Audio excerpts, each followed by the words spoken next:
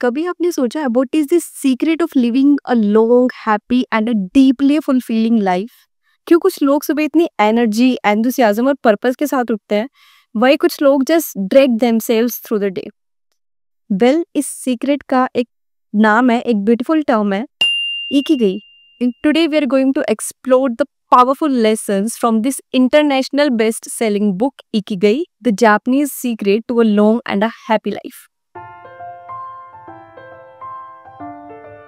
So चलिए video को start करते हैं बाय द वर्ड इटसेल्फ. इकिगाई, व्हाट डज इट मीन? इकिगाई एक जापानीज का वर्ड है जिसका मतलब होता है a reason to live, a reason to wake up in the morning.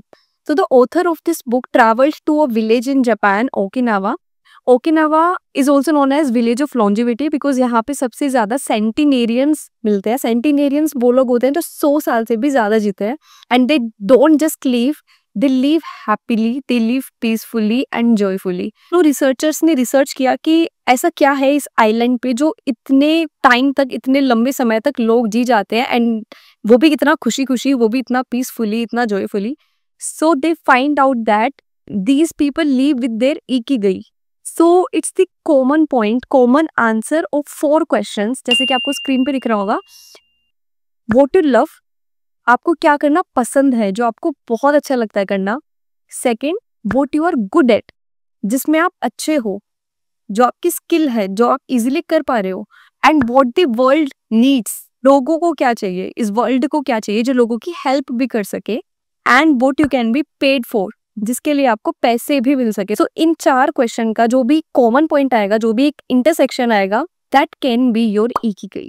So what you love, जो चीज आपको करनी पसंद है, and what you are good at, जो आपसे हो भी रहा है, जो आप कर भी पा रहे हो, इन दोनों सर्कल को मिला के बनता है आपका पैशन. लोग बोलते हैं ना, find your passion, find your passion. So passion is जो आपको करना अच्छा लग रहा है और जो आपको करना आता भी है. फॉर एग्जाम्पल सिंगिंग, अगर आपकी आवाज अच्छी है, आपको गाना गाना बहुत पसंद है, that can be your passion. But still 2 circles are missing. What you are good at, आप जिस चीज में अच्छे हो और जिसके लिए आपको पैसे भी मिल रहे हैं, वो बनता है आपका प्रोफेशन. जैसे कि अगर आप एक सॉफ्टवेयर इंजीनियर है, आपको कोडिंग बहुत अच्छे से करना आता है, उसके लिए आपको बहुत अच्छे पैसे भी मिल रहे हैं. लेकिन अगर 2 सर्कल मिसिंग है और आपको वो चीज करना अच्छा नहीं लग रहा, और it is not what the world needs, like it is not even helping anyone, तो वहां वो आपकी इकिगाई मिस हो गई. That is just your profession. What you love and what the world needs, जो चीज आपको करना पसंद है और वर्ल्ड को भी वो चाहिए, वो बनता है आपका mission. The world needs and what you are getting paid for, इन दोनों का एक कॉमन पॉइंट, एक कॉमन आंसर बनता है आपका vocation. Example, employees of the company, like उनको पैसे मिल रहे हैं, वो लोगों के लिए काम कर रहे हैं, but if it is not what they are loving, if it is not what they are good at, then they miss their ikigai. So profession, passion, mission and vocation, हाँ ये चारों चीजें मिलती है, that is your ikigai, that is the purpose of our life. इनमें से एक भी चीज मिसिंग होगी. हाँ, ikigai is not just about money, it is more about balance, purpose and meaning in everyday life. Money is the by product. So इन चारों questions में से अगर फर्स्ट वन मिस होगा कि आपको पसंद नहीं आ रहा वो काम करना, it is not what you love, then you feel that emptiness inside you, right? अगर purpose miss होगा, it is not what the world needs, then you feel that meaningless inside you, कि कोई meaning ही नहीं है जो आप कर रहे हो, कोई bigger purpose नहीं है उसका. If the skill is missing, it leads to insecurity, and if the money factor missing, then it leads to struggle in life, because we as a human needs money. तो and to be very honest, Ikigai find करना, अपना purpose, life का true purpose find करना, ये overnight process नहीं है. ये ऐसी नहीं है कि आपने इन चारों क्वेश्चन का एक आंसर सोच लिया और वो मिल गया. नहीं, आपको अपनी लाइफ के साथ एक्सपेरिमेंट करना होगा. You have to explore different passions, you have to explore new skills, and I think over time your इकिगाई विल रिवील इटसेल्फ. सो इस बुक में कुछ रूल्स बताए गए हैं कि कैसे आप अपने इकिगाई को फाइंड कर सकते हैं, कैसे अपने लाइफ को आप इम्प्रूव कर सकते हैं. मैं उन रूल्स को ब्रीफली आपको 10 पॉइंट्स में एक्सप्लेन कर रही हूँ, विद द होप कि हम सब भी इन रूल्स को अपनी लाइफ में अप्लाई कर सकें और अपनी क्वालिटी ऑफ लाइफ को इम्प्रूव कर सकें. तो first rule is stay active, do not retire.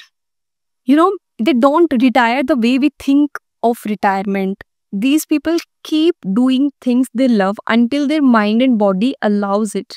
Second point is take it slow. You know, these people who live the longest, they live an unhurried life. उनको अपनी life में rush नहीं है जैसे हम लोग करते हैं कि इस टाइम पीरियड तक, इस एज तक ये अचीव करना है, उसके बाद एक और गोल अचीव करना है, उसके बाद एक और करना है. And I think it is a never ending loop कि हम we just rushing in life, हम बस उस रैट रेस में फंसते जा रहे हैं.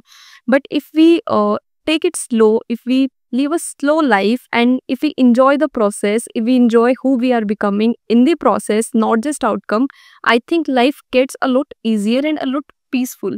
Rule number 3, don't fill your stomach 100%. These people live with the principle hara hachi bu. I think I am pronouncing it rightly. This means they eat 80% of their diet. उनको जितनी भूख है उससे वो 80% तक ही खाते हैं and उसके बाद stop eating. Rule number 4, surround yourself with good people. You know, we humans are social beings. हमको अपने आसपास लोग चाहिए. We need connections. We need friends. Social connections are also key to happiness. 5th rule, get in shape for your next birthday. You know, do exercises, do yoga, move your body, walk. Aim to keep your body young and healthy for your next birthday. Rule number 6, smile.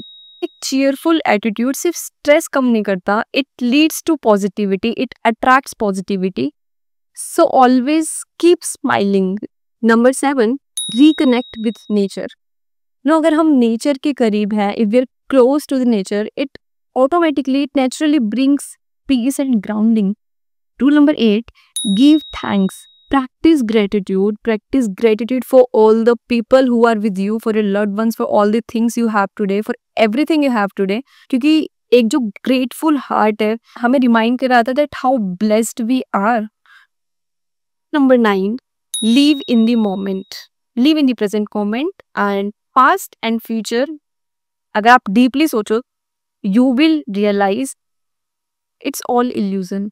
What the truth is present. The truth is this very moment, this very breath we are breathing.